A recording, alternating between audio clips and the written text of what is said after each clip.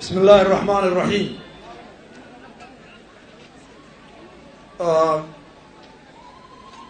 dhammaan shacbiga Soomaaliland meel uu joogaba maanta waxaan u sheegayaa oo aan ku wargelinayaa in jamhuuriyadda federaalka ee Soomaaliland ay weerar qaawan oo xooggan ku soo qaaday qaranka Soomaaliland ciidamada degan jiida hore saaka waa barkii dagaalkiina hadda uu socdo. waxaan u sheegayaa qaranka Soomaaliland inay ciidamada Soomaaliland dhammaan ka gaareen jawaankii laga soo wareegay guulaha taaban karo oo ay waliba hubna ka furteen jabiyeen la difaaciyeen.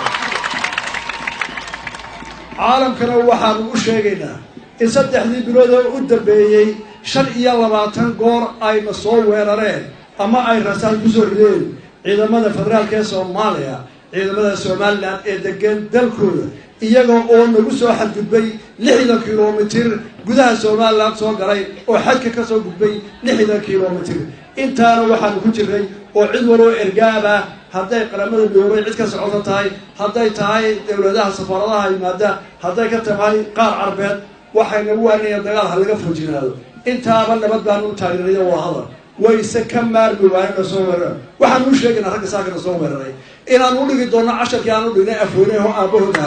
waxaan u sheegaynaa inaan u dhigi doono casharkii aan u dhignay kuwa waxdoonayaan Morgan iyaga kuwa soo qaadeen. waxaan u sheegaynaa inayna soo xusiyo dagaaladii 3 sano ka hor dalka ka dhacay iyo wixii soo maray dhammaan shacbiga Soomaaliyeed waxaan ku waarinayaa oo aan ku boorinayaa inay iska taageeraan ciidamada qarankiisa oo dalkooda daafacaan meel ay joogaanba. intaas oo warkii waxaan halkan ka hambalyeerayaa dhammaan shacbiga Soomaaliyeed gudaha madaxbannaanida Soomaaliland. madaxweynaha hore Daahir Yaale Kaahin, madaxweyne ku-xigeenadii hore, shir guddoonka labada gole, guddoomiyaha xisbiga Wacid, mas-uuliyiinta ka joogta xisbiga Wadani, mas-uuliyiinta axsaabta qaranka oo dhan, wufuudda caalamiga ah ee ka yimid daafaha adduunka dalalka Ethiopia, Kenya, Uganda, Finland, Norway, Britain, EU iyo Mareykanka. waxaan si gaar ah ugu soo dhaweynayaa mas-uuliyiinta ka socota dawlad deegaanka Soomaalida ee Ethiopia oo waqti culus ka yimid oo aan saaxiibtinimo wanaagsan iyo qaraabe iyo dadnimo dhowreenahayna aad iyo aad si gaar ah soo dhaweynayaa. waxaan soo dhaweynayaa safaaradda Djibouti safiirkooda, safaaradda Ethiopia, Turkey, hay-adaha qaramada midoobay ee nala degan halkan aad iyo aad baan soo dhaweynayaa maanta nagala qayb galay xafladda. walaalayaal waxaan hambaliyay bogaadin u dirayaa aan la soo koobi karin dhammaan shacabweynaha Soomaaliland ee dalka ku sugan iyo kuwa dibadda daafaha adduunkaba ku sugan. waxaan si gaar ah u bogaadinayaa maseexdayaasha lagu seexdo halyeeyada aan fadhiyin een harsan ee had iyo jeer degan surin colaadeed iyo saymo si ay u daafacaan dalkooda. waxaan leeyahay ciidamada kala duwan ee qarankeena kaalinta aad ku jirtaan iyo jiritaankiina iyo hawsha haysaan dalkiina iyo dadkiinu wuu idin ogsoon yahay. taariikhdana way ku jirtaa waana laydinku xusuusnoo doonaa intay Soomaaliland jirto. maanta oo kale 27 sano ka hor shacabka Soomaaliland waxa uu ugu suntan yahay maalin milgo miisaan iyo maamuus culus leh. waa maalintii ay dib ula soo noqdeen una xasladeen qarnimadoodii luntay. waa maalintii ay dib ula soo noqdeen xornimadoodii ka dhacantay oo u dhacantay laabxaadnaan iyo xog la-aan iyo xiise Soomaaliyeed ee seejisay gobonnimadoodii. waxa hubaal ah oo aan caad saarayn in Soomaaliland hal gandheer oo hayaan dheer kadib ah ay ka soo kabatay intii kadeed mudatay maantana ay ku naaloonayso xorriyaddeeda iyo calankeeda. walow maanta ay weli Soomaaliland intay hadal iyo warqabatay iyo siyaasad dhaftay ay dagaal qaawan ugu soo qaaday. Soomaaliland waxay leedahay taariikh fac weyn boqolaal sano jirtay. waa maxameedii Ingiriiska boqortooyada Ingiriiska halka ay Soomaaliya ka ahayd gumaysigii Talyaanigu haystay markii dambana ahayd loo dhiibay wixii looga jiray Taraskiibka ee Talyaaniga. walaalayaal 18 May kumay iman hadiyad layna siiyey balse waxa ku timid dhiigga halyeeyada burbur dhacan xoolo wixii ay dalkan boqolaal sano soo dhaqanayeen gobol agoon weer ayay ku timid. maantana hadday soo weerareen intii in leeg iyo in ka badan baan u hurnaa. 18 May waa midhihii go-aankii taariikhiga ahaa ee ka soo baxay shirweynihii aayakatashiga Somaliland ee magaalada Burco 1991 waa go-aankii ay saxeexeen salaadiin garaado guurti iyo cuqaal iyo siyaasiyiin isugu yimid Burco iyagoo isaga dhammaan gobolada oo dhan oo wada saxeexay walaalayaal sanadkan xuska munaasabada 18 May wuxuu ku soo beegmay xil aynu ka soo baxnay doorashooyin iyo tartan saaxiibtinimo waa hubaal ah in guushu marba qof raacdo sidaasna waa sunnaha nolosha iyo tartanka shacabka Soomaaliyeed waxaan leeyahay walaalayaal kursigu saddex xisbi ma wada fariisan karaan saddex qofna ma wada fariisan karaan balse waxa ina wada deeqi karaa oo aynu wada fariisan karnaa dalkeena inaga oo mid ah oo u wada guntan qarankeena waxaanu si siman u wada noolaan karnaa istacayl ixtiraam sinaan cadaalad maanta waxaanu ahay madaxweyne kii doortay iyo kii u codeeyey saaxiibadii kale tartamayay waa isu kamid waa laba Somaliland oo xaq iyo xuquuq noosi maxay noo qabsoomay ardayda jamhuuriyadda Somaliland alla ma hadii hayaan dheer iyo himilo qeexan iyo hariyeeyo aan habeen kaladin hawsha qaranka waxaynu soo hoynay guulo waaweyn waxaan u mahadnaqayaa odayaashii halgamayaashii siyaasiyiintii waxgaradkii haweenkii dhalinyaradii nafta u soo horay xoreynta dalka dhismaha dalka nabadaynta wadajirka dhismaha hay-adaha dowladda iyo wasaaradaha iyo hay-ad kastoo dalka waxutara waxaan si gaar ugu mahadnaqayaa madaxweynayaashii dalka soo hogaamiyey oo ugu horeeyo allah u naxariistee cabdiraxmaan axmed cali tuur madaxweyne maxamed xaaji ibraahim cigaal allah u naxariisto mudana madaxweyne daahiriyaale ka ahayn oo nasiib wanaag maanta inala fadhiya madaxweynaha axmed maxamed maxamuud silaaniyo oo isaguna dhowaan kursiga baneeyey oo ku sugan aragga ingiriiska maanta iyo golayaasha guurtida iyo golayaasha wakiilada oo sheekh ibraahim sheekh yuusuf axmed ugu horreeyey iyo ku-xigeenkiisa axmed nuur furre iyo odayaashii badnaa ee guddoonka la qaybsanay kuwa dhintay iyo kuwa noolba iyo golayaasha intiisoo hogaamisan oo dhan oo ugu dambeeyey hogaamiyaha xisbiga wadani cabdiraxmaan cirro dhammaantood oo ugu mahadnaqnaa kaalintii ay soo qaateen iyo kuwa noolba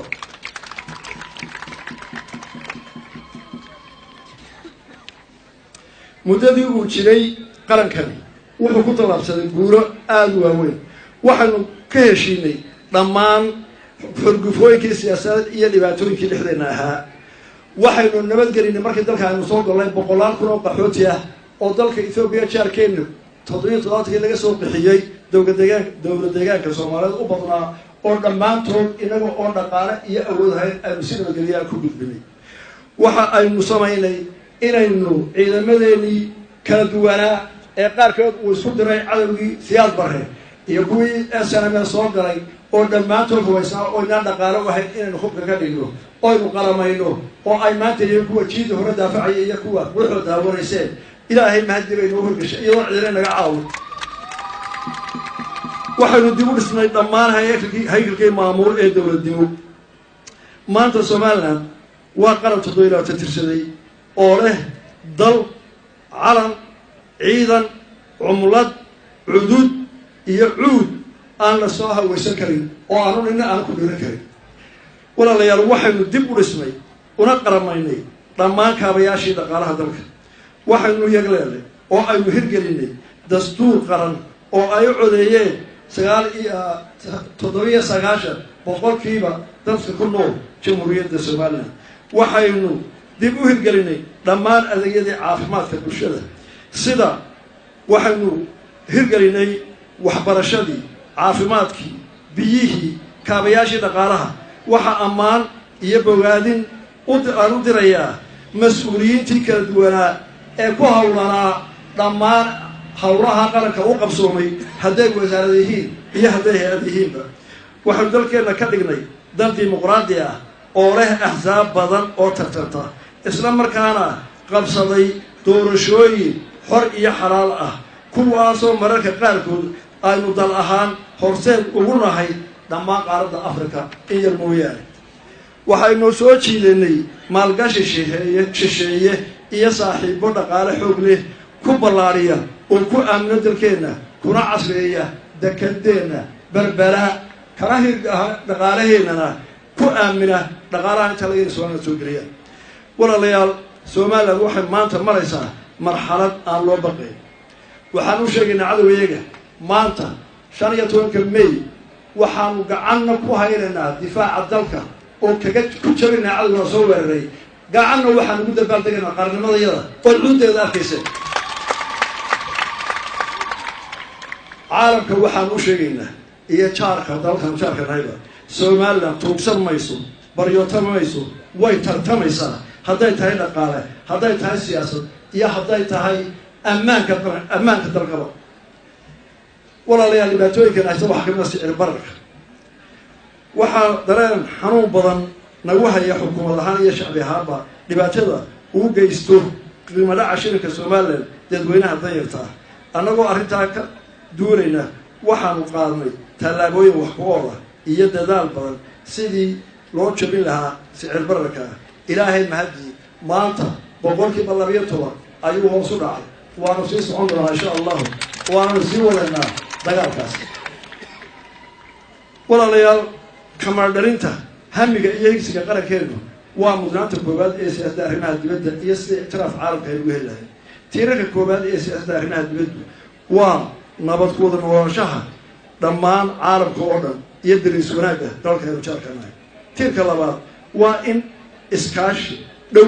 لا يشون ذلك درسك لنا أمانك نقارها حرمرتها إياه وحول قبسك تلك الصدحات وإيش احترامك إياه حق دورك حقوق القرنماء يدل ولي بأبرية هي حقوق البناء آدمية قفنا إياه حرمرتها نورش البناء آدمية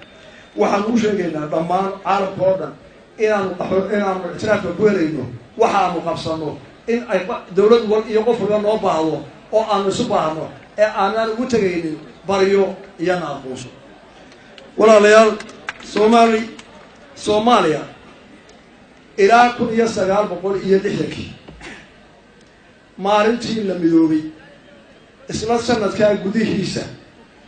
برلمان كي مقصد شوبي واحد هرجلي يلو عن الحويس ويدي شرعي أهامل وأنا كبر قريب حلوانا دي سوماليا كتير لما أنتو واحد سكدي فيه وأنا دي تضيع تكيتشو وقاري برلمان كي سوماليا إدارتها إنك محكمة السلام وقاري هاي شروطها لقوم بدوري خلاف كم ما أنت هذا الشيء وحكام المشهد يقول الرئيسي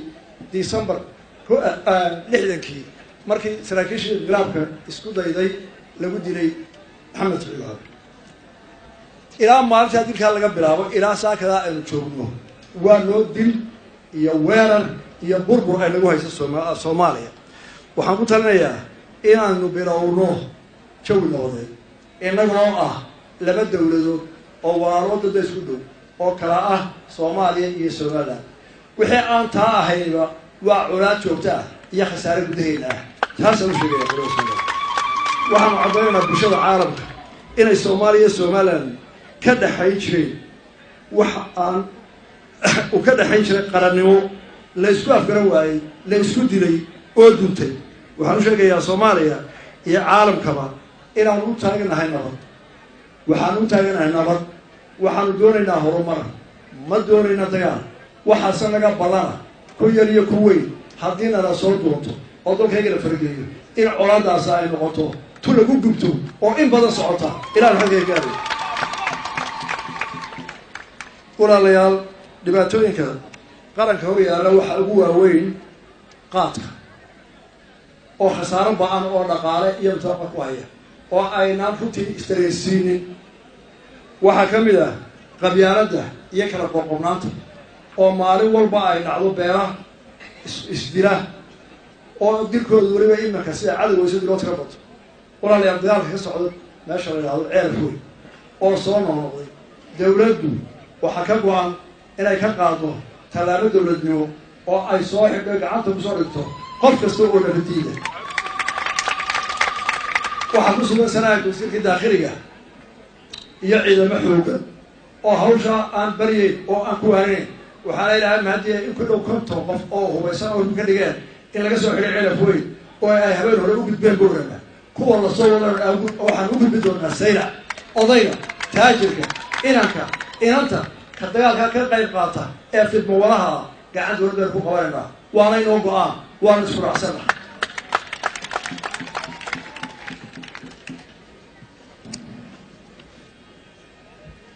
waxaan u baaqayaa dhammaan waxgaradka sanaag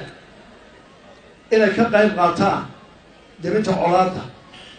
ay wax magaratada iyo dadka fidmulaasha ahooya waxaan baaq gaara usii jeedinayaa magaalada ceerigaabo meeyarkeeda iyo odayaasheedu waxyaalaha ilaa shalay ka dhacdhacaya inay ka howlgalaan waa arrin naxdin leh in magaalo weyn oo ceerigaabo oo kala ah inamayruqoyama soo galaan dad xabadurta ciidamadu way ka howlgalayaan way heeg magaalada waxay ka dhigeen baldow welina xoog bay ku hayaan laakiin waa in la soo qabtaa fidmolayaashii xabadaha ridi oo la isugu taray waxaan kusoo gabagabaynayaa maanta waa maalin mudan inaynu xusno oo dhammaantaan isamariyeyno oo aynu qarnimadeenna dabaaldegeeda xoojino oo xusno wixii loo soo maray iyo mustaqbalka ifaya aynu doonayno waxay noo ballana difaaca qaranka istrateeshiga inaynu midowno oo qalbiga isu furno oo aynu mid noqono si aynu iska dhicinno dagaalada nagu socday cadowgu haya faraha wasalaamu calaykum waraxmatullahi wabarakatu